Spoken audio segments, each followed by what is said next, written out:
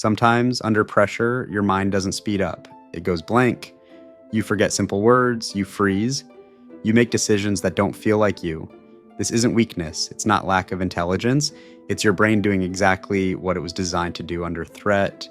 In this video, we'll break down what actually happens inside the brain when stress becomes overwhelming, why thinking shuts down, why logic disappears, and why your body takes over before your mind can catch up.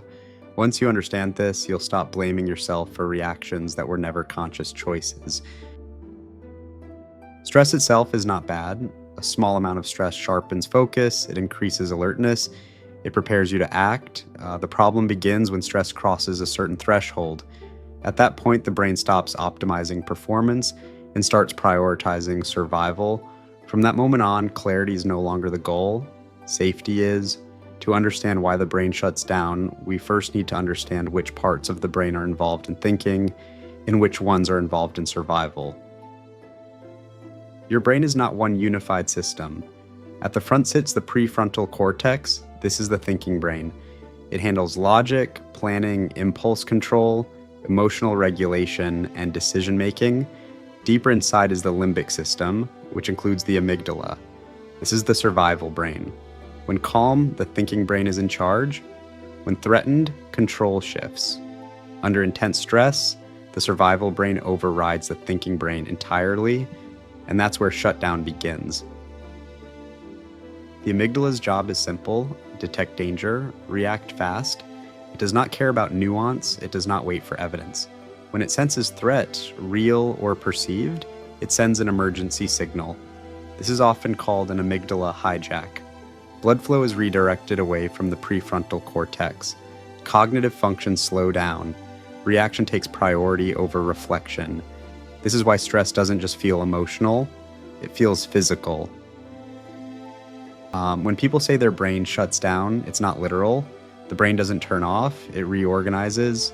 Complex thinking becomes inaccessible, memory retrieval weakens, speech becomes harder. You may feel frozen, numb, or mentally foggy. This is not failure, it's a defensive state. Your brain is saying thinking is too slow, we need to survive. Under stress, the nervous system selects one of four responses: fight, flight, freeze, fawn. Shutting down is most closely linked to freeze. Freeze occurs when escape feels impossible and resistance feels unsafe. The body conserves energy, the mind disconnects. From the outside, it looks like passivity. Internally, it's overload. Freeze is not calm, it's paralysis. The brain floods the system with stress hormones, then pulls cognitive access offline. This creates dissociation, a sense of detachment, time distortion. People often describe it as watching themselves from the outside. The brain does this to protect you from psychological overload. Cortisol and adrenaline are useful in short bursts, but prolonged exposure changes brain function. High cortisol levels interfere with memory formation. They impair concentration. They reduce verbal fluency. This is why chronic stress makes people feel stupid, slow, or forgetful. The brain isn't broken, it's exhausted. Logic is energy intensive. It requires oxygen, glucose, and neural coordination. Under threat, the brain reallocates resources to muscles and reflexes. Thinking becomes a luxury. This is why telling someone to just calm down never works. Their thinking brain is not online. The brain does not distinguish between physical danger and social threat, rejection, criticism, conflict, embarrassment. These activate the same neural pathways as physical danger. That's why stress responses can happen in meetings, relationships, or conversations. Your body reacts as if your safety is at stake. Sensitivity varies. Past trauma lowers the stress threshold. Chronic stress sensitizes the amygdala. Early environments shape nervous system reactivity. Some brains learned early that shutdown was safer than expression. That pattern becomes automatic, not chosen, conditioned. If fighting made things worse, the brain learned not to fight. If fleeing was impossible, the brain learned to freeze. These adaptations were once intelligent.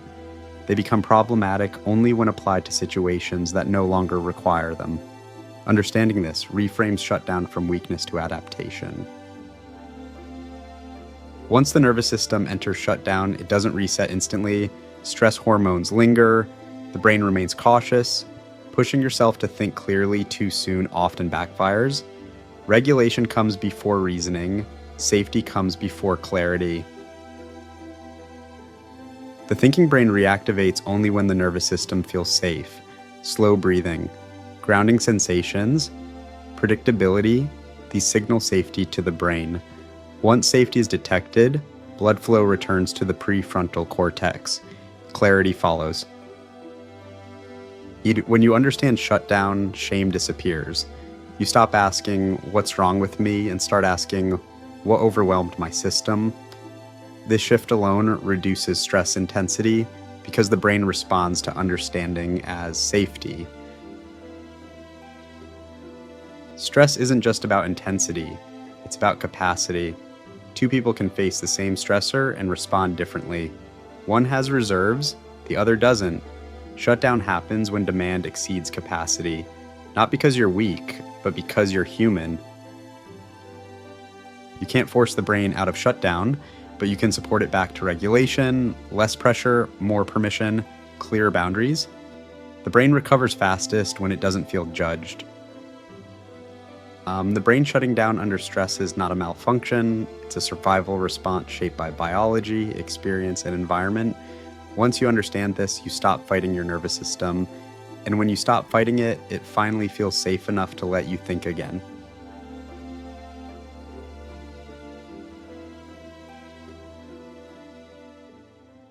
Support the channel, hit the like and subscribe button.